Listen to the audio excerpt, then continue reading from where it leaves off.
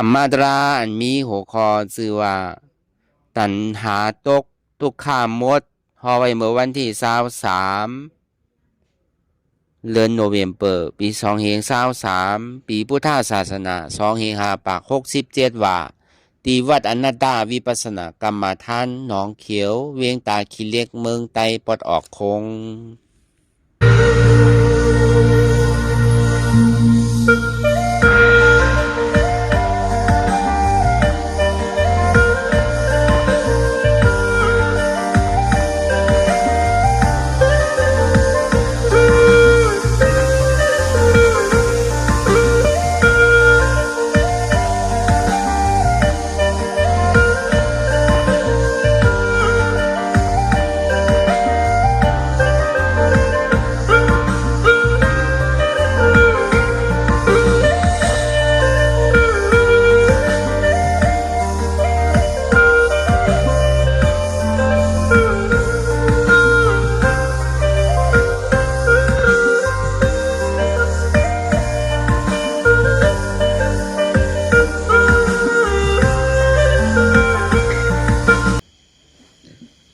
รายการนังอนัตตาวิปัสสนาภาวนาหานยอดธรรมอนัตตาในนี้อตั้งสุดในก็เฮานังขาไก่พุดขากวาถ้าต่างขาซ้ายก็อะไรอันนั้นขาซ้ายถ้าต่างขากวาก็ได้มือสองคอนต่างตักไปเอาไว้ตัวซื่ออีวิเคียงไหนมีหย่อนย่านนะก็ยังในเฮารับหูเนื้อเปิดหูยานปิญญารับตาเนื้อเปิดตาญาณปิญญาอยากตัวดีมันน้อยวิญญาณธาตุใจเดียนเฮานั่นอันไหลเสียนั่นในที่มันพุทธบอกเกิดขึ้นเปลี่ยนมานั่นคือเอาหมอวางเปลี่ยนนั้นหน้าตาอะไรอ่อนตาเอาไปหันเจ็บไปหันทุกข้าไปปองใส่เนื้อหน้าตาเดกาะด้วยดีลมเคยใส่เขาอ่อนตั้งเคยใส่เขายาวๆเคยใส่ออกยาวๆเคยใส่เขาลึกๆเคยใส่ออกลึกๆเขาเกิดออกตายเขาเปลี่ยนออกดูปองเกิดเวียตายไหนแต่ว่าเฮาตัวเราออกง่ายๆนี่เฮามีญาณตั้งหันซื่อใจญาณตั้งวนซื่อใจหันเฉพาะที่มันนำอู้เปิงได้เอาตั้งแต่สิโอต่อไปดีแน่มีอันใดพอไหนในดีว่าเป็นเฮามีเฮาที่ว่าเฮาเปิงพองงำสิสั่งได้ไงเอาตั้งแต่เฮาความมาต่อถึงมือเดียวป้วนปีป้วนเหลินป้วนวันมาใครเท่านี่ก็เท่ามาใครเป็นนี่ก็เป็นมาใครตายนี่ก็ดีได้ตายใครผ่านยานนี่ก็ดีได้ผ่านยานก็นั่นเนี่ยอันนี้มันเขาอ่ะเป็นทุกข้าเสียจากลองตั้งเกิดตั้งเท่าตั้งเป็นตั้งตายหรืออันเท่าไรมายุบหนังคันฐานเนี่ยเป็นทุกข้าจาติทุกขาจาราทุกขาพยาธิปิทุกขามาราณาปิทุกขาอภิหิวิปโยโกทุกขมะโกปิหิวิปโยโกทุกขมะโกเอาตั้งแต่เกิดต่อถึงตายเนี่ยเป็นทุกขาเสียจากเป็นทุกขาที่อันหมายแมนซื่อใจ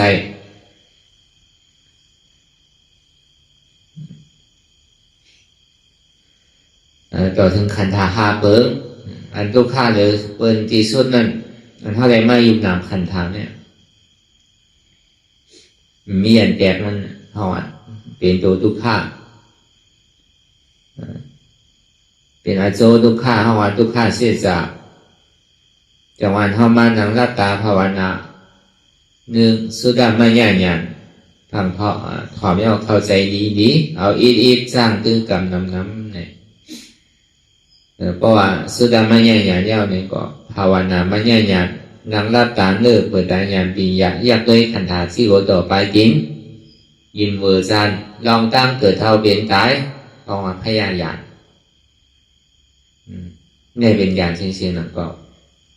อันนั้นลองตั้งเกิดตั้งเท่าตั้งเปลี่ยนตั้งตายอันนั้นว่านังรับตา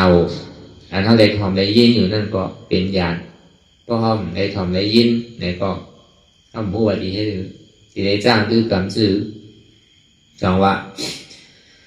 จันตัวดูเนี่ยอันนั้นนังรับตาเปิดใจญาณปีญาเนี่ย เนี่ยนางรับตาแล้วก็สอกหานางรับตา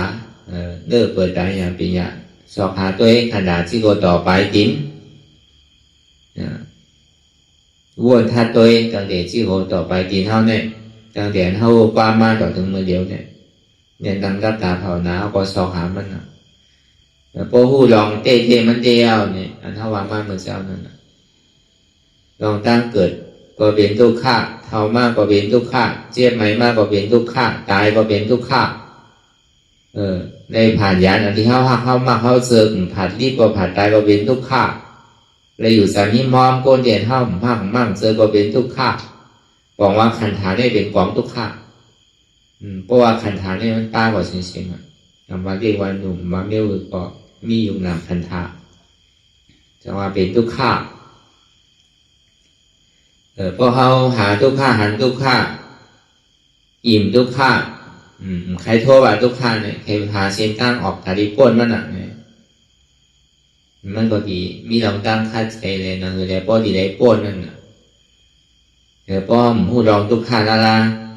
เขาก่อมโก้ป้อมโก้ก็ห้อมใครป้นห้อมป้นก็ห้อมดีหาตั้งตาดีป้นมันจังหวะป้อหันทุกข้าหูทุกข้าฮับทุกข้าในป้อเท่าที่หาเส้นตั้งตาดีป้นให้ถือแลดีป้นมันไรตีได้ให้ถือตาดีป้นมันไรนั่นเนี่ยตีได้เอาวิปัสสนาญาณตาดีป้นทุกข้าอะไรนั่นก็การตาดีป้นทุกข้าอะไรนั่นอันเขาหัวลองตั้งเกิดเท้าเวียนตาเนี่ยเป็นทุกข้าเสียจากมันเป็นผลอาจูมันเนี่ยเหตุทางเอาจ้องมันในลูกที่ไหลมาเนี่ยลูกที่ตัณหาโลภะโทสะโมหะนั่นลูกที่อวิชชาลองตั้งหันพิษลูกที่ลองตั้งวนพิษหันพิษวนพิษอ่อนหูกว่าลูกที่ตัวสมุทัยเสสะอันหันพิษวนพิษตัณหาความอยากอะไรใครเป็นมีมือย่อมือสุดมือเติบความอยากอะไรใครเป็นมืออันป้นมาที่ยามอยากยามใดเท่าตัณหานั่นสร้างใครถึงกองการตาดิคเลตั้งนานฟังในห้องตัณหาอติกาลาป้นมาเลสังตัณหาอนาคาตั้งนาเลสังตัณหาในปัจจุบันพองยามเดี๋ยวนั้นเลสังตั้งตัณหาตั้งอติกาลาป้นมาก็ดีอนาคาตั้งนาก็ดีปัจจุบันพองยามเดี๋ยวนั้นก็ดีปล่อยภาวังจุนไรเสียงก็บอกว่าเงาลึกมาเดๆมันมีดิตัณหาเนี่ยมีดีความอยากอะไรใครเป็นใครมีก็กาหูหลูเงาปึงมันเดก็มันเป็นอัตตาเด็กขี้นั่นโปโหโปมันเดก็เป็นตัณหาความอยากอะไรใครเป็นลูกเตียนลองตั้งอันหันพี่ได้วนพี่ได้เปลี่ยนมาเนี่ยนั่นคือแหละที่ให้เธอตัณหาในโต๊ะพูดขาดกว่าอะไรเนี่ยจังว่าลองตัณหานั่นเนี่ยมันยิงปืนเดือเสียสังเลยจึงได้ออกมาละเนี่ยยิงปืนเดือเสียนั่งเขมาเทดีเนี่ยเขาไปห่อเสียห่อเป็นปอกเพิ่นสามมาปองไหนก็นั่งเขมาเทดีในเป็นนั่งซุ้มลงของผลข้ามปิ่นพิสาระในเมืองหลาจากเหตุหางหลีหางเล่าหางงามหนาวะตาหางหลีเนี่ยมีไผ่แตกไผ่ขึ้นวะก็เบิ่งหมาหน้าตาหางหลีนั่นแหละพระเป็นเจ้าซ้ำใกล้ฮอตราหลอนเสียนี่มันมีอันที่หางหลีเป็นตุ่มขี้เสียงอ่ะตั้งแต่ชื่อต่อไปปีเนี่ยเป็นกองอสุภะพอเขาวนทัดโดยเด้เนี่ยก็เปิดพระเป็นเจ้าเนี่ยเยื่องซูก็อะไรเนี่ยเป็นหลักข้าสนีเนี่ยก็พระเป็นเจ้าเนี่ยดีเอาลองอสุภะลองอันตัวเนาลองขี้ใช่ไหมเขามาวนทัดสามด้วยก็ซ้ำเป็นนั้นอ่ะเหมือนเขาเห็นดีว่าเป็นต่างเชื่อต่างก็เกิดตอนนั้นเขาเป็นวนเจ้าเมฆาวเนี่ยเขายังใกล้ๆในขุดโหเจดวันเนี่ยมันก็ว่าชิพาวันเนี่ยเขาใกล้ขุดเฉยๆมันยังมีขี้อยู่นะโหวันถ้าอยู่ดีสุกอยู่ดีอาบน้ำด้วยหมอก3 วัน 7 วันเป็นขี้เต็มหมดอ่ะค คนตรงโคไว้เขาก็อย่ามีสร้างด้วยหมอก3 วัน 7 วันนะอยู่ไรพระเป็นเจ้าวาซ้ำเป็นรองเต้ลูกพระเป็นเจ้าในใกล้เสไกเนใกล้ว่าลองว่าในตัวเนี่ยมันเป็นดีดูดีด้วยมันเป็นกองอสุภะมันเป็นกองตู่กองเนาตอนของพระเป็นเจ้ายังขี้มันเจ้าขึ้นน่ะอันนี้อันที่ขี้ชื่อละอันเมาหางพระเป็นเจ้าเนี่ยเขามักกะลี่นั่นคนชายเนี่ยเมาพระเป็นเจ้าใครไว้ใครสาวพระเป็นเจ้ากว่าต้องไหนเนี่ยก็ว่าจอมมันเปรตใจเนี่ยโอ้ใจนะพวกของว่าเอาจุนมั่วเสียงอะไรเข้ามาในศาสนาเข้ามาก็เบอร์สังละก็เบอร์ใครอยู่จากนี้มอนพระเป็นเจ้าเนี่ยเข้ามาด้วยว่าแต่ว่าใครก็ละเนี่ยมักกะลี่เนี่ยเป็นคนชายก็เบอร์หางผางพระเป็นเจ้าเนี่ยเองการลักษณะ32เนี่ยเต็มทนนะว่าพระเป็นเจ้าเนี่ยมันเหมือนคนเฮาธรรมดาพอดีวินซ้ายวินขวาที่ไหนก็มันเหมือนเฮาอ่ะพระเป็นเจ้าเนี่ยเองการลักษณะเนี่ยมันเต็มทนว่ะหมักตาก็เพียงกันทั้ง2 พายว่ะวินทั้งซ้ายทั้งขวาเหมือนกันว่ะพระเป็นเจ้าเนี่ยด้วยทั้งไหนก็มันเปิงว่ะโกนทั้งไหนมันเปิงเนาะเพราะด้วยถ่ายซ้ายเป็นเมียวหนึ่งอ่ะเพราะด้วยถ่ายขวาเป็นเมียวหนึ่งอ่ะคิ้วมันประกอบเพลงกันตาก็มันประกอบเพลงกันเคี้ยวก็มันเพลงกันต้องนิ้วมือลายมือมันเพลงกันน่ะผ่ามือผ่าขามันเพลงกันเนาะหัวไหวมันเพลงกันน่ะมันบอกหัวไหวภายซ้ายสูงหัวไหวภายกว่าแต้มเนี่ยก็มีโกนเอาธรรมดาเนี่ยมันเป็นที่นั่นจริงๆอ่ะเวลาพระเป็นเจ้าในเองกับลักษณะ32เนี่ยเต็มทนจริงๆหมดมีที่ที่นี่ว่ะต้องเป็นแต่นั่นเสียด้านเนี่ยก็พระเป็นเจ้าเนี่ยยังว่าตัวเจ้าเก่าเนี่ยเป็นกองอสุภะเนี่ยเมื่อโอดุงเอาปึ้งนั่นเองก็พระเป็นเจ้าเนี่ยกึ่งกลางลาเถอะกึ่งกลางหอเถอะก็เบอร์ว่ามุงตัวเองปรามีมันเนี่ยไปเตรียมเดินนั่นน่ะมักกะลีนั่นถึงวันหนึ่งเจ้ามาทางไหนเจ้ามาเนี่ยมันจะดีเอาหยันมันเจ้าเอเล่หยันตาผีมันเจ้าเอเล่ด้วยเขากว่าว่าหยันสัพพะนิวทันหยันน่ะด้วยเขากว่าว่าวันเหมือนในดีถูกดีชอดไปเนี่ยจึงดีหันมักกะลีนั่นเกิดขึ้นมา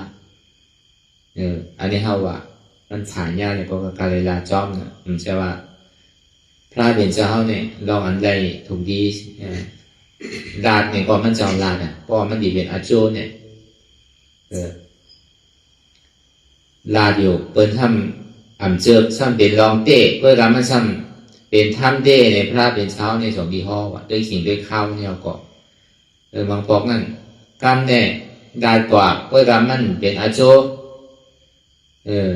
มีพรดีก็การมันเป็นอาโจเต้ในของพระเป็นเช้ากลมลาดหนังเก่าอ่ะก็บอกว่า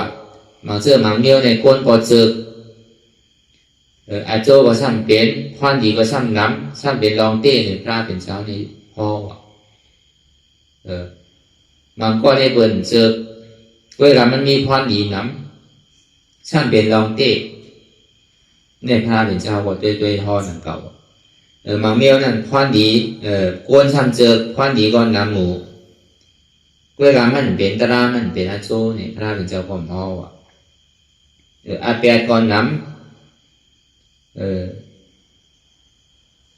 มันมีอาโจสังเนี่ยมันดีถอมเซต้าเนี่ยก็พระเป็นเจ้าก่อมห่อว่ะเพราะมันเป็นรองตาลาเตะมันเป็นตาออกโปนมนดอดเตะในพระเป็นเจ้าห่อมห่ออันห่อเนี่ยมังเมียวก็ตีได้เช่นนี่ในห่อกว่าก็มีมังพระเป็นเจ้าน่ะมันก็มีหลายเจอหลายรองรู้เมื่อปานพระเป็นเจ้าน่ะตีอันใดว่าห้างกว่าเนี่ยมัตตาลีในวันนั้นนั่นก็พระเป็นเจ้าหลามันพอถึงมานั่งมาอยู่จำมันงอแงเลยด้วยพระเป็นเจ้าทั้งว่าพระเป็นเจ้าว่ามัตตาลีเมื่อมาด้วยอย่างเดียวอันของตู่ของเราเนี่ยมันดีดูดีด้วยดีไรเป็นกองขี้มดแล้วเนี่ยมันดีดูดีด้วยดีไรเมื่อผมว่าไม่ยากด้วยก่อนเนี่ยมันดีมีความดีสังวนต่างเมื่อเนี่ยเป็นก้นเป็นร้ายเนี่ยว่าก็ทำโมฆะปุโกะเป็นก้นแปดลายว่ะ เขามาในศาสนาการสังคมเฮ็ดกลุ่มกระจ้องคนเก่าเลยด้วยเก่าที่ในที่เป็นความดีสังละเมื่อดีอยู่มีอาโจหังละที่ไหนพระเวชเจ้าหลามันพามันแห้งๆว่ะเอามันเตอใจหนาวะอารมณ์เก่ากันจุนหอจุนเฮือนจุนโอ้ใจใหญ่ดันหนาเนี่ยก็เวยุ่มย้ำพระเป็นเจ้าหักพระเป็นเจ้าใครอยู่จำยิ่งพระเป็นเจ้าสมาลานกรรมที่ไหนเนี่ยอารมณ์เกินต่างกับเขามาในศาสนาชีอิตเนี่ยเอามันใจอย่างเดียวดีกับแคมตัวตายนั่นอันนี้เราก็เลยยิ่งอยู่นะคืนกว่าที่ร้อยที่จะกุดนั่นเมื่อมันดีเวียนตกลอยตายนั่นพระเป็นเจ้าเขาสันติหูเนี่ยข้าวยามมันเนี่ยลองศรัทธามันเนี่ยมันมีเอานะที่ว่ามีเนี่ยก็ไม่ใช่นั่นก็มันมีป้วนก็ปิญญามเกิดว่าศรัทธาเนี่ยพอมีศรัทธานำนะก็ปิญญาเนี่ยมันเกิดว่าพอเบอร์มักกะลีในศรัทธามันแห้งป้วนอะไรมีปิญญานั่นนะก็วันนั้นในศรัทธามันตัวก่อนนะครับเนี่ยเพราะศรัทธามันตัวก่อนในปิญญาในสติหมอมีอยู่ก็เลยพอเป็นนั้นเนี่ยก็มันใครตายนะครับเนี่ยป้องใครตายกว่าที่ในเกกลางลอยที่จะกุดนั้นที่เวียนตกลอยตายว่าก็เลยพระเป็นเจ้าพอมันนี่นะที่เวียนตกลอยตายเนี่ยพระเป็นเจ้าเอาพุ่งตะโคมันเจ้าเงาแดงมันเจ้ากับเปียนี่ว่ามักกะลีดูภาพเก่าเนี่ยผมได้ทำว่าดังดีครับเนี่ยพอเลยยินเสียงพระที่นั่นเนี่ยก็ใจมันเนี่ยก็หลีก็ผ่านว่าตั้งโตว่ะใจเต้เนี่ยว่าวนด้วยดีๆได้เนี่ยว่าในตัวขันธาที่เราต่อไปทีเนี่ยจองมันเป็นตีดีดูดีเอาทีไรอันเท่าไรเกิดเท่าเป็นตายมาเนี่ยผู้คือในศาสนาเนี่ยมันเป็นตีดีดูดีด้วยดีไรล่ะตั้งแต่ที่เราต่อไปทีเนี่ยห้ามใจไรปอดสุขสีด้วยโทมันหนุนเสียเนี่ยถ้าว่าลองอสุภามันก็เอาใจถ่อมตราพระเป็นเจ้าก็เบิดตัณหาเนี่ยดีกว่าเนี่ยว่าตัณหาความอยากอะไรให้เป็นอติกาลาพ้นมาความอยากก็บ่พึงอิงโดยเสียอันทางดีทางงามลองตั้งสุขาเวทนานั่นวนอยู่ตั้งหลังอติกาลาพ้นมาในสังอนาคาทั้งนั้นนั่นในสังปัจจุบันของยามเดี๋ยวนั้นในสังอำนั้นก็ถึง3 เปิง 3 ป้าเนี่ยมีอันใดที่มีรอดมีแก่นเตะมันมีตัวบนตัวเฮามันเป็นของตู่ของเนาของอันดีอยู่ดีด้วยมันเป็นสภาวะตราเนี่ยสภาวะตราเนี่ยเป็นสังขารเป็นอนัตตาอันมีอติกาลาพ้นมาอันมีอนาคตอันมีปัจจุบันถึง3 เปิงก็มันมีเตะมันเป็นสภาวะตราสภาวะตราเป็นอนัตตาเพราะมันเอาใจจับตีนตราพระเป็นเจ้าสอนเอานี่ก็เอาขึ้นเป็นยาห้าต่างกับกำเหลียวเนี่ยทางไหนโซดาปริมาโซดาปริโภแต่นานนั้นตัดกำเหลียวกัน4 ปอกในกว่ากำเหลียวกันเป็นยาห้าต่างเนี่ยอันนี้ปึงอีกอันนี้ก็ปึงหนึ่งก็ได้2มาเหมือนนางเขมาจารีก่อนเป็นนางซุ่มหลงคุณเอาคำปิ่นปีสาระอันเป็นคุณเอาคำผู้เปิดวันเมืองยาสโจนั่นหลาจากาเหตุเนี่ยเพราะว่าปาดีเนี่ยความแต่หอยยาสโจนั่นก็ในอันคุณเอาคำปิ่นปีสาระเนี่ยคนยิ้มพ่อมันกำนำนั่นต้องเป็นอริยโสดาปันก่อนเนี่ยตัวมันเจ้าก็เป็นอริยเวลานั่งจุ่มเขมาเนี่ยมันทำเจอแค่ทางนี้หรอกถึงว่าคุณเอาคำปิ่นปีสาระใกล้ผิดปางพระเป็นเจ้ามาในสังใกล้กว่าหาไว้สาพระเป็นเจ้าในสังมันก่อนต้นมืออีกพอหัวพระเป็นเจ้าดีมากเนี่ยก็มันก็หาดอกไม้สาดิค่ายตีมาว่าออกมาไว้สาพระว่ะก็บอกว่ามันเมียนใจนั่นน่ะเมียนใจนั่งเขียมาที่ก็บอกพระเป็นเจ้าในจางหมอหีหมอเนี้สุภามันทำเจอสุภาพระเป็นเจ้าสัมวะอสุภาก็เบอร์นั้นเนี่ยใครหอมใครยินว่าตลาเนี่ยตลาเป็นเจ้าเนี่ยของอันทางดีทางงามเนี่ยอายงกับมาโกงเนี่ยก็ดีดูดีด้วยดีเปี่ยวดีมวลพระเป็นเจ้าสมมาเช่นี่เนี่ยเขาเมื่อบอกสั่งถูกเนี่ยเขาเจอแบบนี้แหละเฮ้ยที่นั้นว่ะก็ได้ผลขอข้ามเปลี่ยนวิสาระก็ต่อถึงก็ว่าห้างมันว่าเมื่อเนี่ยเมื่อไวสาพระเป็นเจ้าเนี่ยพระเป็นเจ้าเนี่ยมันเดียวไม่อยู่ดีสวน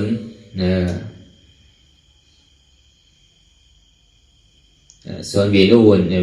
เปิดห้องว่าป่าไม่สร้างคำนั่นน่ะ ป่าไม่สร้างกรรมปีพระคุณอคำปีวิสาระหลู่ต้านกันนอนตั้งสุดวัดอันนี้เกิดขึ้นนอนตั้งสุดเนี่ยเมื่อแดเนี่ยมันก็มันตักเชียงว่ะก็ได้พระเป็นเจ้าสังดีอ่อนกันดุมล่างนั่นเป็นดีส่วนเสื้อตีคุณอคำปีวิสาระเฮ็ดไว้เด้ปลูกบอกปลูกสังไงเฮ็ดมันหนักส่วนเสื้อดีดูดีด้วยปลูกบอกกูเจอกูร้องนั่นกันอย่างแรงมันก็ตีเมียวก้นเจอกันทางดีทางงามในหัวมันเจอเสียงดีเสียงงามเนาะเสียงดีถ่อมก็เจออันทางดีทางงามเนี่ยมันเจอกันนะคนออกคำปีนวิสาราให้ถือแหละมันดีเลยเมื่อหาพระเป็นเจ้าให้ดีให้ถือเนี่ยเพราะว่ามันทางเครื่องตีส่วนเสื้อตีพระเป็นเจ้าเข้าอยู่ยาวเนี่ยก็มันจะดีเอาหมออันหมอว่าความมันอันหมอห้องความหมอลาดความห้องเพียงห้องความน่ะห้องใหม่ยังกว่ามันแต้มยังก็คือมันห้องกว่ากูวานกูเมืองยองย่อในวัดวิรุวนตีสวนเสื้อคนออกข้ามปีพิสาราโยกหลุดเป็นพระเป็นเจ้านั้นมันดีรูดีด้วยทางดีต้นไม้อันนั้นนั่นแหละเป็นหมอวาหรอกว่าจังไหนกว่าวันไหนเมืองไหนยาวกว่ากูตีกูตั้งเนี่ยก่อนหน้าใกล้ได้ยินพอได้ยินก็มันดีถ่อมแล้วอะโรดีแต่อันดีดูดีด้วยเนี่ยมันมีในเมืองเราเคยรู้เนี่ยว่าเวลาสัมเป็นวัดพอดีเมื่อสัมยาเมื่อพระเป็นเจ้าอยู่พอที่ไหนได้ดีให้เหลือในสัมไคหันว่ะสัมไคหันว่ะพอเป็นนั้นพอเยื่นอะไรมันเนี่ยพอเยื่นแล้วมันจะได้เอานั่งซุ่มมันในหาปากว่าอ้อนกันเข้ากว่ากะเลยเวลาด้วยข้าวยามมันว่ะพระเป็นเจ้าเนี่ยอยู่ข้าวยามไหนอยู่ข้าวยามไหนเนี่ยพระเป็นเจ้าเนี่ยก็กลางในเจ้ามาเลยพระเป็นเจ้าเข้าตีออกตุ้มซ้อมพอข้าวยามนั่นแต่พอกว่าได้พระเป็นเจ้าติ่มอยู่พันมันก็ลูกเจ้าอะไรห้องเอาน้ำจุ่มมันเนี่ยเข้ากว่าที่จ้องมีรูนที่สวนซื้อนั่นเขากว่าพระเป็นเจ้าก็ซ้ำตื่นเจ้ามาซ้ำเอามันจะห้ามบนได้วันในวันเหมือนไงที่ได้ชอดไผ่เนี่ยว่ะที่ได้ชอดไผ่ที่ได้ต้วยไผ่ซ้ำหันนั่งเขมานั่นพูดปอกเกิดขึ้นเป็นมานั่งเขมาเขนี้เนี่ยเพราะว่าพูดปอกเกิดขึ้นเป็นมาเนี่ยพระเป็นเจ้าก็วันนั้นเนี่ยออกไปตุ้งซ้อมว่ะคือเจ้ายาหันเขามือเลยว่ะมันจะวันนั้นไปเลยวันวันเดียนพอหัวพระเป็นเจ้าเมื่อเนี่ยอันเจ้าเป็นไปอยู่พระเป็นเจ้านั่นเขาเป็นก็อ่อนกันมาดีจ้องมันนะเพราะอ่อนดีมาดีจ้องมาดูพระเป็นเจ้าดีจ้องมันเนี่ยเพราะว่าอยู่เย้าเนี่ยก็พระเป็นเจ้าเขาดีเลยอนุโมทนาอย่างพอฮอตรานั่นก็เลยพอเป็นอันเย้าเนี่ยอันนั่งซุ่มก็เขาหวานให้สวนเสื้อเย้าเนี่ยก็พระเป็นเจ้าห้ามอยู่ว่าเนี่ยก็เลยพอเขาเมื่อความจำถอยพอขึ้น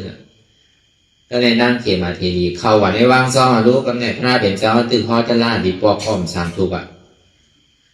นั่งจูนั่งก็ซ้ำพระคุณออกคำปิ่นพิชาล่าห้ามวาห้ามเขาไว้ว่าพอสูงมือในป้อมได้ทั่วพระเลยอยู่ปอกสูดีได้อยู่ต่อถึงข้าวย้ำเนี่ยพอสูปอกมาในกอดีปันตาม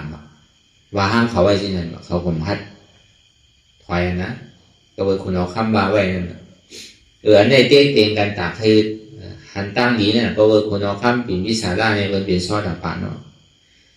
ก็มันเป็นซอดาปันนั่งจุ่มก็ต้องกลุ่มการเฮ็ดทางดีทางข้ามอยู่ในตะลากล่อมถอมพระลากล่อมไหวก็ให้เป็นก้นดีหยุ่มย้ำเพื่อดีอยากจะนาสามเจ้ามันช่ำเฮ็ดจ้องเก่าในก็ดีเฮ็ดคือเนี่ยมันบอกเครื่องปองการนั่นแหละก็ในพอเป็นสินยาวเนี่ยก็มันก่อมจังให้คือพอดีกว่าจำพระราเป็นเจ้าเนี่ยครับแค่ฮัดมืออยู่ไกลๆเลยอยู่ก็เบอร์พระเป็นเจ้าเนี่ยมีพุงตะโคเนี่ยมันโดดใส่แมกใส่ไม้มันเท่าใส่มือเดียวใครอยู่ที่ไรก็เย้าในสัจวาลาตั้งบนตั้งเสียงนั่นพระเป็นเจ้าเขาบอกใครอยู่วิเนี่ยสัจวาเลยถอมยินเนี่ยอยู่ถึงเมืองผีเมืองสางเขาเลยยินตราพาเป็นเจ้าเนี่ยอำเจ้าว่าโหลอยู่ปืนตีมันใหญ่กว่าก็คือก็โหลดใส่แมกใส่ไม้ว่ะเสียงมันเจ้าเนี่ยเหมือนเขาเลยอยู่จำมันเจ้าเพราะมันเจ้าพ่อตระเนี่ยแล้วก็เบอร์เป็นเจ้าบารมีเป็นพุทธาหรอกก็เบอร์นั้นแหละมันเจ้าก็ตึกพ่อตระอยู่ก็ในเฉิงดีพระเป็นเจ้าในเฉิงดี ผ่านสั่งคือนั่งผีก่อนหางหลีหางเล่านะว่านั่งผีนั่นมาอยู่หิมพระราเป็นเจ้าก็เอาบีผันบีกว่าบีมาดุมลาพระเป็นเจ้านั่นน่ะคือไพฮันว่า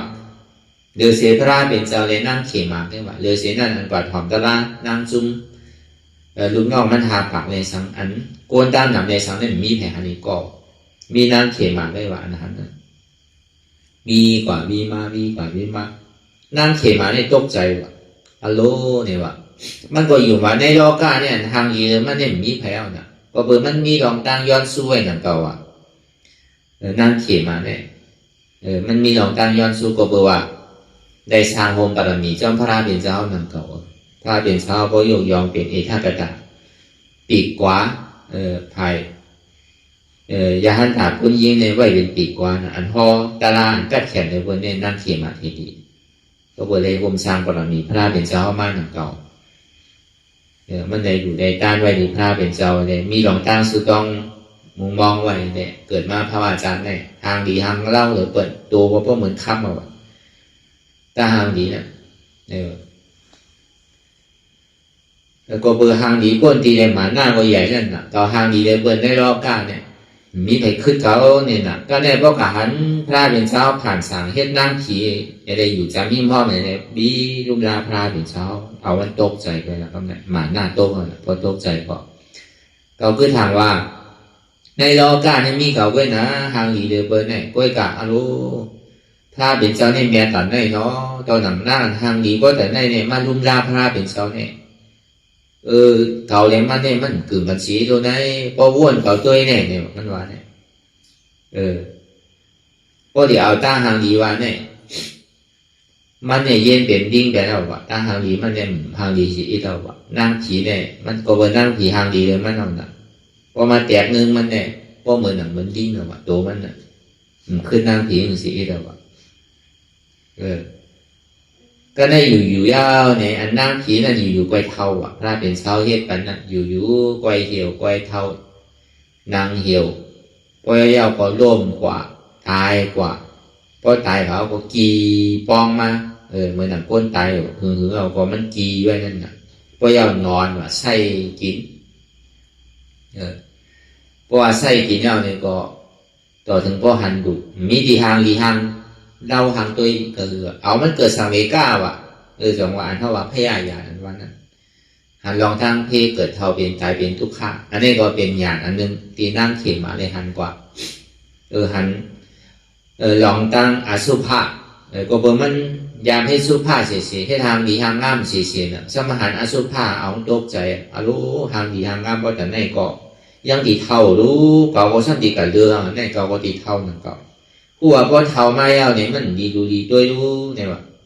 เท่าก็สั้นตีได้ตายรู้ในเก่าตายมากกว่าเปิงกันเหมือนหนังนั่งให้รู้เนี่ยว่าเดือดเสียนั่นมาเนี่ยก็เดือดเสียดุเป็นอสุภะดีโกนอ่ะเก่าก็ดิ่มป้นลองตั้งเท่าตั้งเปลี่ยนตั้งตายรู้ในเนี่ยว่าพวกเกิดสมัยกาตลามันตึงวัวอยู่เช่นนั้นในพระเป็นเจ้าผู้กลางใจมันนี่แหละเหมือนหนังพระเป็นเจ้าพอหนีมันกำเดียวว่ามันดีกะโกนเท่าเนี่ยก็เบอร์ว่ามีลองตั้งอยู่คิดไว้เนี่ยว่าอันมันกึ้มสว่ามันกึ้มเนี่ยว่าอันเป็นทุกข้าสมาเป็นสุขาว่ะอันเป็นอนัตตาสมาเป็นอัตตาอันเป็นอสุภาสมยิมยาว่าเป็นสุภาก็เบอร์หลวงตัวเริ่มเคียงอยู่จะเลยจะละย่างเบอร์นั้นเนี่ยโกนเท่าเนี่ยมันเหมือนหนังโดมตัวเจ้าเก่านั่นถ้าเป็นชาววาซื่อมันดีป้วนได้ละลองตั้งเท่าตั้งเปลี่ยนตั้งตายนั่นมีภัยตัดดีรอดเลยห่างดีห่างงามตื่นก่อนมันเป็นลองตั้งอันนี้จ่าเฉียงย้อนเบอร์นั้นเด็กเมื่อเจ็ดที่เข้ามามันเป็นทุกขาเนี่ยตามพระเป็นเจ้าเอาลองอสุภะของตึงอันมันเจอก็ตึงพระเป็นเจ้าก็ตึงพ่อย้อนเบอร์สังเดมเจอก็เบอร์มันใครหันมันใครหุ่มใครทบก็ได้ช่างไหนมาทบมาหันเหี่ยวเด็กก็การที่ได้ยอมภาพว่าเก่าก็ดีเป็นเก่าก็ดีเป็นในหนังเก่าป้วนได้ลองตั้งเขาตั้งเปลี่ยนตั้งตายไม่ดีดูดีด้วยดีไรเหมือนหนังมีหนังห่อเนื้อใกล้พอถึงดีเนื้อหนังออกว่าก็มันมีดีอันดีดูดีด้วยดีไรมีกะนอนมีการเมียอันต่อใต้ไส้กินดิ๊กเป็นกองขี้มดเตรู้ดิพระเป็นเจ้าวาเนี่ยพิษเปิงเตรู้เนี่ย เพราะว่ามันเอาเพยาเนี่ยขันลองตั้งเพเกิดเท่าเป็นตายขันลองตั้งอสุภะเอาเนี่ยก็เอามันตัดแปดเอาศรัทธายิ่มย้ำเนื้อคำสอนของพุทธาพระราเป็นเจ้าตัดแปดมีที่กีสาโตขาดลองตั้งอย่าบอกอัตตาขาดตั้งหลังเอาศรัทธายิ่มย้ำไปเลยจะอะไรมันหนังตะล่าเหมือนเท่าเจี๊ยบเหมือนเท่าเจเนมใจเป็นมีจะเป็นเจ้าบารมีก็นะเป็นอัครสวากานะอันนั้นเป็นสร้างบารมีมาเตมอนนะเป็นห้องว่าศรัทธาวิริยะนั่นเป็นมีลองตั้งศรัทธาเดวิริยะเพราะว่าศรัทธาที่ก้าวิริยะที่ก้าอ่ะเพราะทุกข้าหันทุกข้าเนี่ยนั่นห้องว่าเป็นศรัทธาเป็นปัญญาที่ก้าอ่ะมหาสวากานี่ก็เหมือนนั้นนั่นเขาเพราะอะไรเหตุอยากเหตุเย็นเอาศรัทธาเอาวิริยะเนี่ยเหตุกว่าที่พอถึงต่อถึงมันพอเตรียมมันน่ะเพราะอะไรขันที่ในถ่อมยินเรื่องอะไรเนี่ยก็ตกเป็นอริยโสดาบันกว่าอัตตาที่ตกขาดกว่านะครับเนี่ยนั่งขีมาทีนี้นั่นอัตตาที่วิจิกิจฉาตกขาดกว่าก็ในพอตกขาดกว่าเนี่ยจะการในการเข้ามาครับเนี่ยหมาหน้าโตก็รู้ลองตั้งอยู่คิดอยู่เปิงเนี่ยมีอย่างนั้นอัตตาที่วิจิกิจฉาตกขาดไปแล้วนะเอาวิจิกิจฉาตกขาดแล้วก็อัตตาที่ขาดตั้งแล้วก็การเข้ามาหาพระราเป็นเจ้าว่าไวสาพระราเป็นเจ้าครับเนี่ยเพราะไวสาพระเป็นเจ้าเนี่ยพระเป็นเจ้าสำขึ้นสืบข้อก่อนทางข้อขึ้นอันตันนาอันทวามาเมืองเจ้านั่นน่ะก็เบอร์ทำหลักคือวิเนี่ยสัจวัตตั้งหมดออกก้นม้วนอะไรว่าเป็นผีสางสัตว์ก้นนั่นก็เบอร์ว่ามีตันนาอ่อนหัวเนี่ยความอยากอะไรใครเป็นมีเมื่อย่อเมื่อสุดเมื่อเติบตีเรียกว่าเยื่องานถึงนั่งเขียนมาก็ว่าพระเป็นเจ้าพ่อกับการเลยตันนาความอยากอะไรใครเป็นเบอร์อันป่วนมาในสังเตียนยามใดยามเปลี่ยนไว้นั่นคุกใจอะไรอยู่เสียอันเท่ายามใดยามเปลี่ยนนั่นเบอร์เท่าตันนาอันเท่ายามใดยามทบยามย่ายามเปลี่ยนมาเอามาวนเคลมมันเป็นเหมือนอย่างนั้นนั่นก็อันนั้นการจ้างนั้นนั่นวนถ้าสาวตาดีเป็นทางความไม่อยากอะไรใครเป็นที่อันยามใดอยากยามใดเปลี่ยนมาอย่างนั้นนั่นก็ปัจจุบันเพราะยามเดี๋ยวเนี่ยดีคาดใจให้ดูมันใดลองตั้งความอยากใครเป็นนั่นก็อดีตกราบวนมาในสังอนาคาในสังปัจจุบันนั่นในสังในดีคาดใจให้ถึงมันในกูเจอกูลองพระเป็นเจ้าสมบัติแต่หนาตั้งหลังวนมานั่นเนี่ยก็มันมีจูสังมันสุดเสียงเย้าแต่หนาความอยากอะไรใครเป็นตั้งนานนั่นเนี่ยก็มันมีจูสังมันสุดเสียงกว่าเย้าแต่หนาปัจจุบันอยู่พ่อยามเดี๋ยวเนี่ยก็มันมีจูสังมันสุดเสียงกว่าเย้าอัมบาลองแต่หนาตั้งหลังเลยสังปัจจุบันเลยสังตั้งนาในสังสามปนสามป้าในนี่ก็มันสุดเสียงกว่าเยอะตัดแต่ความอยากได้ใครเป็นกูเจอกูลองมาลองอติการาป่นมาจองมันว่าเข้ามาให้การตลาดเพราะเขาผ่องแสงแรงใจเนี่ยพอหยาดเขาซ้ำนี้เหมือนนั่งเคมาเทดีในเรื่องเขาเป็นอ่อนกันเป็นอริยาอ่อนกันเป็นยาหันตาโมดเอากล้วยกาหยาดเขามันถึงขั้นนั้นตลาดมีเขาเด่นเฮ็ดอะไรมากขั้นนั้นเขาดีกับเยี่ยมเปิ้นได้นั่งเก่าอันนี้เขาวางกับการด้วยปรมีเป็นเฮ็ดมาอย่างแหละก็การเลยเป็นกว่านั่นน่ะมันจะว่าสามารถเก๋ๆหรอเพราะเป็นอัครสาวกาในหนึ่งอสังไขยไปแสนกำพาน่ะในสี่ปูนในหนึ่งปูนของพระราเป็นเช้ารู้เปิ้นสามารถเตรียมแล้วน่ะหลวงมาถอมายี่เนี่ยก็หลวงไรเล่นน่ะตะล่าเนี่ยเขาดีกับเยี่ยมเปิ้นได้กล้วยกาอันเขาเย่อยู่ในรู้จองมั่นใจว่ามั่นใจอันนี้เขาว่ากับการด้วยลองใจว่าทางพระเป็นเจ้าเนี่ยใจว่าก้นยิงcáiอันด้วยหางดีจองก้นใจเนี่ยยังด้วยหางดีเขาว่านั่นน่ะก็ในก็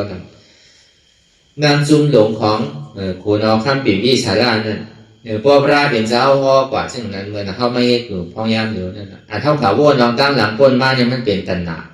ความอยากอะไรใครเป็นอติราก้นมาว่ะหรือเขาวนคิดไว้ว่าเขาเลยเฮ็ดได้กว่าสังวากับเฮ็ดกับกลิ่นเป็นชื่อไหนเขาสังใครขึ้นเฮ็ดเหมือนเท่ายามระยามเป็นมานั่นเลยเนี่ยในเขาตัณหาตั้งหลังอติการาก้นว่ะตัณหาตั้งนานนั่นในปัจจุบันในอนาคตตั้งนานมือผูกมือฮื้ออันเท่ากับวนอยู่ลองมือผูกมือฮื้อนั่นมือผูกตีให้ถือมือฮื้อตีให้ถือตีได้ถึงวงการซื้อเตียนเท่ายามระยามเป็นมานั่นใครมันเป็นอย่างนั้นทั้งในห้องวันตัณหาตั้งอนาคต เมื่อเขาว่านั่นน่ะกาววนตั้งหลังก็มันดีจะกับเปิงสังเมืองก้นตายกาววนตั้งหน้าเนี่ยมันสั่งจังกับเปิงสังเมืองมือถือหลังมือนั่งกวนนอนหลับเลยน่ะมันอยู่ก็ปัจจุบันอยู่เสตาเนี่ยก็มันหันอยู่เนี่ยก็มันมีอะไรรู้ที่มันความอยากใครใครเป็นอะไรเนี่ยเพราะว่ามันยังมีความอยากใครใครเป็นอยู่ในปัจจุบันอยู่นั่นเนี่ยก็มันติมีอาโจสังเตียนเท่าวนเพราะว่ายังขึ้นชื่อว่าเป็นตัณหาความอยากใครใครเป็นอยู่นั่นบาลองตั้งหลังก็ยากบาลองตั้งนาก็ยากบาลองปัจจุบันก็ยากตั้งหลังในสังปัจจุบันในสังอนาคตในสังเนี่ยเป็นเท่าว่าเป็นตัณหาความอยากใครใครเป็นถึง3 เปิง3 ป้านั่นมีอะไรที่มันมีรอดมีแก่นมันเป็นสภาวะตราเสียงตาพระเป็นเจ้าตาดีตัดขาดแปดตัณหาอันว่านั่นเอาลองตั้งสมาสังกัปปะสมาธิที่ลองตั้งหันมันแมนว่าอันเท่ากับวนอยู่ว่ากาวากาเป็นวนตั้งหลังกองทั้งนาอยู่กับปัจจุบันปอยาวก็วนสังใจเดียนมันเป็นอยู่ซึ่งนั้นมันเป็นตัณหาอ่อนหัวบนโมเสียงคือตัดขาดไปเลยลองความอยากอะไรเคยเป็นเนี่ยทีเดียวมันมีลองตั้งอยากอันเลี้ยวไปมีลองตั้งรอผ่าขยักอะไรเคยเป็นอันเลี้ยวรอผ่าตัวสามโมหะเนี่ยเป็นมีลองตั้งขยักใครเป็นเพราะว่าตั้งใดเปียอติกาลาพ่นมาเนี่ยอันตั้งใดเปียอติกาลาพ่นมาในห้องมาเป็นตะลานน่ะตะลานนั่นสั่งเป็นสังมาเป็นอนัตตาแต่หนาตั้งหลังพ่นมานั่นก็มีมูเปิงได้แต่หนาตั้งนานนั่นเนี่ยก็มีมูเปิงได้แต่หนาปัจจุบันของพ่อยามเดี๋ยวอันขยักใครเปลี่ยนเนี่ยก็มี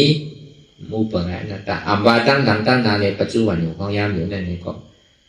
มีเนี่ยอันใจที่มันเป็นนั่นบอกว่าใจเนี่ยมันใจเฮาเตะอันความอยากใครเปลี่ยนนั่นก็เบอร์อาดาได้ที่วิธีกิสาลองตั้งกิเลสสั่งเราอาจารย์เข้ามาตัวสมุทัยสัจจะเนี่ยอยู่ตั้งหลังเดคือไม่ได้ทางสร้างปองเจ้านั้นที่แหละจังว่าตาดีตัดทิ้งสิ้นแปดลองความอยากใครเป็นนั่นห้องว่าอนัตตาผู้เปิดห้องอำเหนือมันในนั้นอันนี้ลองตั้งหันอยู่ลองอนาคาพ้นมาในสังอติกาลาพ้นมาในสังอนาคาตั้งนาในสังปัจจุบันห้องยามเดียวในสังตีใจมันกว่ากาวากาเป็นอยู่นั่นมันเป็นรองหือเป็นรองหือในอันเท่ามาเฮ็ดอยู่มันก็ใครชับกันของเขาต่อถึงโปรเจกต์ตัดวางแผนต่างๆเลยพระพระเป็นเจ้าพ่อกับกายเลยลองตัณหาพาว่างเป็นอะไรความอยากใครเป็นนั่นกูเจอกูลองมันเป็นตาโมโมเซนเซมีลองตั้งอันใดเตียนว่าเป็นเฮามีเฮาเตียนพาเฮาอุปเปิงพองำจี้สังไรนี่มีเจอลองอีเปิงมันเป็นตัณหาอ่อนโหเป็นตัวกิเลสอ่อนโหไปเป็นกิเลสร้อนๆอะไรมันอ่อนโหพระพระเป็นเจ้าพ่อตาโต๊ะก่อย่อมเนี่ยก็นั่งเทมาเทเลียนว่านั่นคืนเป็นคืน3 มากำเดียวกันว่าสตกามีมากสตกามีโผอาณากามีมากอาณากามีโผอะไรท่ามากอะไรท่าโผคืนเป็นยาหันตาก็คืนเป็นยาหันตายเอาเนี่ยพระเป็นเจ้าหูนะอันก้นมาถ่อมกระด้างเนี่ยก็ตกเป็นซ้อตาปันอันจ่ายยังตื่นเป็นซ้อตาปันก็คืนห้างไผ่ห้างมันนั่นนะมันใจว่านั่งเขียมากไว้อันไรตะลานั่งจุ่มเขาจะนั่นเดชังอันมาถอดกระด้างซ้อมนั่นเขาบอกอ่อนกันไรตะลากว่าอันยามไรก็ซ้ำขึ้นสืบไรกว่าทั้งว่าเป็นยาหันตาเก้านั่นเนี่ยตึกเป็นหน้าหอข้ามหมดเนี่ยใจว่านุ่งผ้าเหลืองเหมือนเท่าเติบเป็นโตเป็นยาหันตากว่าเพราะเป็นนั้นเนี่ยพระเป็นเจ้าถึงนี้พ่อเขาคุณเอาคำปิ่นที่สารอดมากว่าคุณโดนตะกา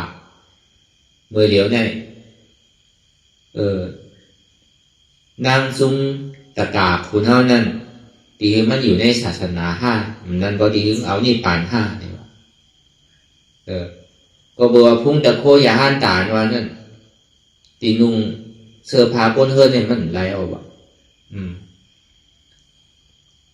ก็บอกก้นอยู่ที่มอมจำก็ไรกับใจกับสังก็มันจังคิดนำว่าก็เลยคนออกข้ามาเพลงมันเป็นสังขากว่า5นั้นก็ดีถึงเอานี่ปานคำเดียว5เนี่ยคุณเอาคำปีวิสาราก็หัวนะก็เป็นนั้นก็เป็นอดีตอย่างนี้เป็นหัวรู้ตาลามันขึ้นนะพอเป็นนั้นก็นั่นคือแดนมันดีอยู่ในศาสนาพุทธะพระเป็นเจ้าเข้ากว่านั้นแค่ต่อเอามันเข้าในศาสนาพระรอเนี่ยพอเป็นนั้นก็พระเป็นเจ้าเอากับจูนังเมน่าก็จะมีอันเป็นอ่อนหูพี่กุณีนั่นเอากับขึ้นเป็นยาหัน อยากว่าพระเป็นเจ้าไหว้เช่นนั้นมาในพระเป็นเจ้าต่างเป็นปีนักกระดาปีกกว่าพระเป็นเจ้านั่งเขมาเทดีเนี่ยปีกซ้ายเนี่ยเป็นนางอุปราวุณนั่งเขมาเนี่ยเป็นพอตรากัดแขนนะภายปิญญาเนี่ยภายหมอทัดสังคำสอนของพุทธะพระเป็นเจ้าเนี่ยเป็นปีกกว่าพระเป็นเจ้าเพราะเอาภายที่คุณนี้เนี่ยนี่เขาว่าลองจุ่มนั่งเขมาเทดีอันลองตั้งสังเวกาเลยสัง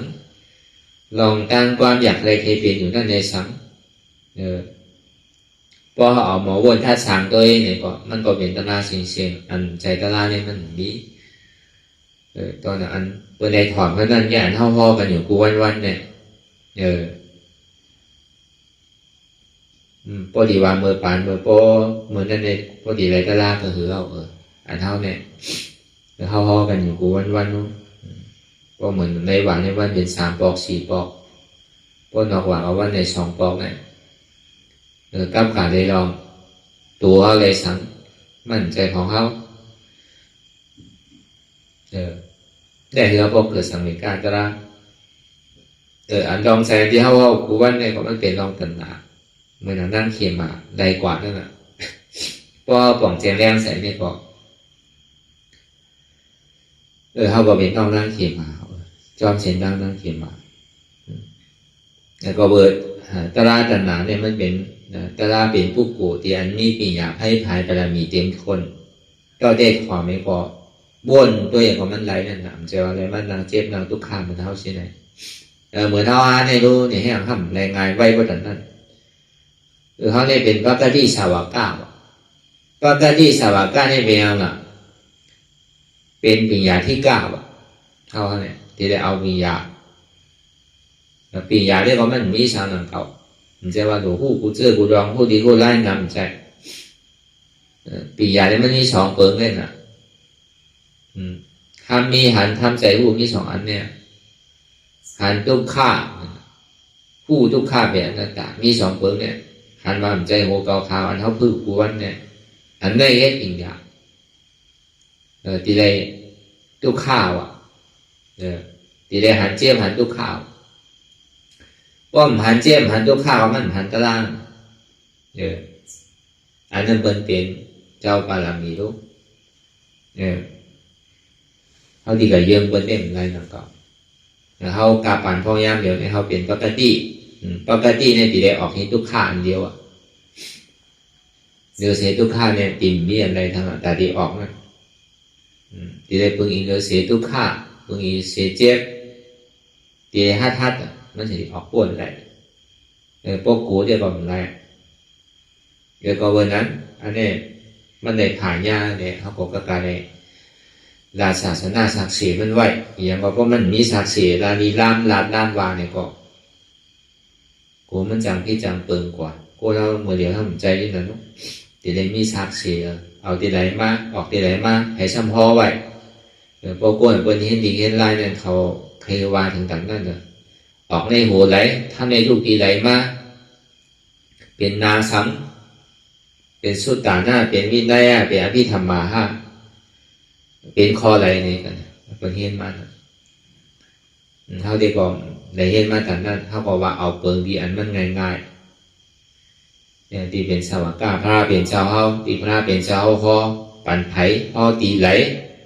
ปองตีไหลเนี่ยมันมีศาสนาศักดิ์ศรีไว้ในปัจในดีก็มันมีไว้อันนี้ก็อันเท่ามาเหตุการณ์เนี่ยก็มันกับการไปลองเป็นวิปัสสนาลองตั้งนี่พระเป็นเจ้าฮอกันนั่นก็เป็นวิปัสสนาก็เบอร์วิปัสสนานี่มันเกิดอ่อนตั้งอภิธรรมานี่มันเกิดอ่อนตั้งจังว่าปิญญาศีลสมาธิปิญญาเนี่ยมันเป็นอภิธรรมาปิญญาเนี่ยสมาธิที่สมาสังกัปปะนี่มันเป็นปิญญาเพราะว่าเป็นตัวศาสนาเพราะว่าเป็นตัวพระเป็นเจ้าเนี่ยเพราะว่าเป็นตัวอริยะเขาเนี่ยเพราะว่าก็เบอร์ศีลในสมาธิเนี่ยเพราะมันคือจอมปิญญาเนี่ยศีลสมาธิในต่างต่างศาสนาของคนมีเวลาพอมันมาคือจอมปิญญาเอาปิญญาออนโฮในซึ่งเป็นจะที่ห้องว่าศีลสมาธิของศาสนาพุทธเขา ก็เบอร์นั้นอันเฮามาสร้างคือกรรมตะลาเนี่ยเอาอย่างปีอย่างน้ำนารู้อย่างปีอย่างน้ำนาให้ลองตั้งหันหมันแม่นวนหมันแม่นนั่นน่ะหันช่างล่ะเอาตั้งแต่ชีวิตต่อไปทีเนี่ยมีอะไรพอหน้าที่ว่าเป็นเฮามีเฮานั่นป้วนปีป้วนเดือนป้วนวันมาต่อถึงมือเดียวใครผู้วันก่อนแจ้งแจ้งใส่ว่ามันใจตัวเฮามันเป็นอนัตตาเนี่ยเฮาใส่ที่มันพ่งผิวพ้นตั้งหลังป่องตั้งนาการบริยาป่องพ้นสังการบริยาพ่งผิวกาวาการเปลี่ยนเนี่ยก็เบอร์ช้างก็เบอร์ใส่นั่นป่องใจของห้างหนังเก่ามันเปลี่ยนอนัตตาก็เลยมังเผามังปองเนี่ยก็เปลี่ยนมนเสื้อสามังเผามังปองขี่ใจมองใจใจมันดีมังเผาก็เปลี่ยนก็ว่าเปลี่ยนก็ว่าในห้องว่าทุกข้าเวทนาสุข้าเวทนาเวทาเวทนาในเวทนาเนี่ยก็เป็นทุกข้าทำมีหันว่าในตัวในใจในเวทนาเนี่ยมันเป็นทุกข้าเลยเดี๋ยวสิทุกข้าเนี่ยมีอะไรมีทางแย้งอะไรทำใจผู้ที่มันเป็นอยู่เดียวเมื่อเดียวเนี่ยผู้เปิงแรงนั่นตาอย่าไปใครใครเป็นใครมีอย่าไปทางนั่นทางในซื่ออันเท่าทางอันเท่าใครใครเป็นอยู่เนี่ยมันเป็นทุกข้าจริงๆดองสังก็ยาวตีได้ผู้ว่ามันเป็นทุกข้าเปิงเดียวกันตั้งหันอันที่มันหันอยู่นั่นหรือเสียทุกข้าเนี่ยมีอะไรมันยาวเลยนะป้อมเป็นนั้นเนี่ยมันทางนั้นทางนั้นทางแย่นั้นทางแย่นั้นเป็นนั่นดีเอาเป็นเมี่ยวแน่ดีเอาเฮ็ดอันแน่ดีเอาเฮ็ดอันนาดีเอาหรือจ้างเมี่ยวแน่ดีหรือเฮ็ดเมี่ยวแน่ดีเอาเนี่ยอันเท่าวัวอันเท่าเฮ็ดเดี๋ยวอันเท่าคึงบองการอย่างเช่นนั้นเนี่ยมันเป็นทุกข้าจริงๆนะการเงินสุดมาก็เป็นทุกข้าเนี่ยเดี๋ยวเสียทุกข้าเนี่ยมีอะไรมันมายาวดีว่าทำมีหันทุกขาสมาธิที่นั้นทำใจผู้ว่าทุกขาเนี่ยที่มันเกิดขึ้นมาเนี่ยทำอุปเปิงไรอนัตตาพอปล่องแจงแรงใจสองตัวเนี่ยเขามันก็ยาวก็เบอร์สังกัดเป็นอนัตตาที่ที่ละก็เบอร์พระเป็นเจ้าก็เป็นอนัตตาวาตาทำการสอนพระเป็นเจ้านั่นเนี่ยก็เป็นอนัตตาสเปธรรมะอนัตตาเนี่ยนะที่ว่าชื่อทำทำดังเสียงนั้นอภิธรรมะ42,000เหงในสุดันตะ21,000เหงมีระยะ21,000เหงทำ84,000เหงไหนเป็นอนัตตานะที่จังกะให้เลยทำอะไรที่มันเป็นอนัตตาเนี่ยเขาขึ้นมาสอบด้วยรู้สิริพระเป็นเจ้าพ่อพ่อไว้ว่าเป็นอนัตตาอริยานั่นนู้ก็เปิดทางอะไรเป็นอริยาก็เปิดหันอนัตตาในส่วนที่อะไรเป็นอริยาอนัตตาเป็นธรรมนะมันไม่ยาวดีเลยจังหวะมันหมายเมียนซื่อใจเหลือเบื้องตั้งเสียงไหนเนี่ยหันอยู่ผู้อยู่ยอมหับวางเป็นอนัตตาทำมีหันเจ็บหูเจ็บหับเจ็บทำใจหูอ่ะมันเป็นอนัตตาเจ็บเนี่ยทำมีหันทุกข้าหูทุกข้าหับทุกข้าทำใจหูอ่ะทุกข้าเนี่ยเป็นอนัตตาทำมีหันเจ็บแกนโต้งตอดเน็ตซานสั่นไหวคมไต่ไม่กัดอ่อนแข็งสู้ตุ่มจับยานทุกอย่างเป็นดูทำใจผู้อันเจ็บแกนโต้งตอดเน็ตซานสั่นไหวคมไต่ไม่กัดอ่อนแข็งสู้ตุ่มจับยานทุกอย่างเป็นดูเนี่ยเป็นอนัตตาทำมีหันว่าอ่ำใจหัวเก่าอ่ำใจขาเก่าอ่ำใจมือเก่าอ่ำใจตัวเก่าอ่ำใจเจ็บเก่าอ่ำใจพิษเปิดมันเป็นพิษเก่าเว้ยเนี่ยทำใจผู้ว่ามันเป็นอนัตตากันนั่นไงนะอันทันเนี่ยอันหูนั่นพอเห็นที่ไหนเอาเนี่ยก็ทำตรามันไหลรองซ้อมหลกลอกะอาธรรมะอันมันใจเป็นตราเนี่ยมันไหลรองซ้อมนำกว่าจนลอกะนี่ดีเลยด้วยกับตราเนี่ยมันติสารคัดลอกะจังว่าพอเขาเข้าใจเขาใครโตใครญาติเนี่ยเขาดีอย่างเขาดีอยู่อย่างเขาดีฮับอย่างแต่พอใครโตใครญาติเนี่ยพอมันจับเงินจับสายมันเนี่ยมันก็กำมันก็ปอกมันอยู่หยาบสมัครอันนี้มันปอกอันนี้มันขามนั่นก็เพื่อเข้าไปเข้าใจเขายังตึกไหลรองจ้อมน้ำนี้มันเปลี่ยนพอเขาบอกแจ้งแรงใส่ตีพระเป็นเจ้าสอนเนี่ยสอนสารคัดเปิ้ลเนาะมันใจจอมเปิ้ลเมียวบนเกิดสัมพันธ์เกิดนะ เมียวเบิ่นเทาสัมหาอันเทาน่ะเมียวเบิ่นเจ็บเบิ่นไม้สัมหาอันติ่มเจ็บไม้น่ะเมียวเบิ่นตายสัมหาเดียนตายน่ะมันใจคัดเบิ่นเนื้อตารางเนี่ยในเราการเชื่อจะว่าตั้งโมตั้งศีลหัวเกิดแล้วเทาหัวเทาเป็นหัวเป็นแล้วตายเนาะมีไผร้อนอะไรน่ะพระเป็นเจ้าท่านมีลองตั้งหันซื่อละบ่มีเกิดอันเกิดบ่มีเทาอันเทามีบ่มีเจ็บไม่ใครหนาวอันเจ็บไม่ใครหนาวมีบ่มีตายอันตายทั้งมีนั่นน่ะแต่จงมาหามาในข้าวตัง6 ปีย่อม2 เดือนไหลมายาวนี่ก็อันไหลมาเนี่ยเป็นสังละเป็นอนัตตากูเสื้อกูร้องเนี่ยเป็นอนัตตาอนัตตานี่มันเหมือนกับเขาต่อที่เกิดเหมือนกับอัตตานี่มันซ้ำเอาเขาเก็บไว้ที่เกิดเขามีสังเก็บเอาหอมสู้นำขึ้นใหญ่ขึ้นเป็นนั้นอัตตาเนี่ยมีเมื่อยาวเมื่อสุดเมื่ออิ่มเมื่อเติบมีน้ำมีเอาใครเป็นใครมีเมื่ออิ่มเมื่อเติบอนัตตาซ้ำเอาออกอีกทีมันมีสังเสื่อหรอกกว่าอะไรก็หึงพอเราเลี้ยวมีลองตั้งใจที่ใจจับใจแป้นสังนี่เขาอนัตตาพึกตาเดียวออกท่อพอเขามีลองสังเอามีลองตั้งใจที่ใจจับใจแป้นเก็บซิมหอมสังไว้อย่างนี้มันกว่าอะไรก็มันไม่ใจกว่าเราเลี้ยวพอมันมีเนี่ยไม่ใจขึ้นไม่ใจนั่นไม่ใจนั่นไม่ใจพวกของโอ้ใจเยตนะอิ่มพวกเหตุบอกไม่ใจลูกใจร้านไม่ใจกูเชื่อกูลองเดียมันอยู่ที่มอมสังนั่นก็วันนั้นเนี่ยได้ก็เอาอย่าไปยาววนดีหลีวนยาวข้าวยามหึงอย่าไปว่าไพ่อย่าไปว่าเทิงอันเท่าหันอันเท่าวนอันเท่าหันนั่นหึงเก่งกันวนต่อถึงเจียนอันปอสุดวนต่อถึงทุกข้าปอสุดตัดต่อถึงอัตตาปอโตพูดขาดกว่าอะไรที่มันพูดบอกเกิดขึ้นเป็นมานั่นคือเฮาหมอว่าเป็นอนัตตาไหนสาธุสา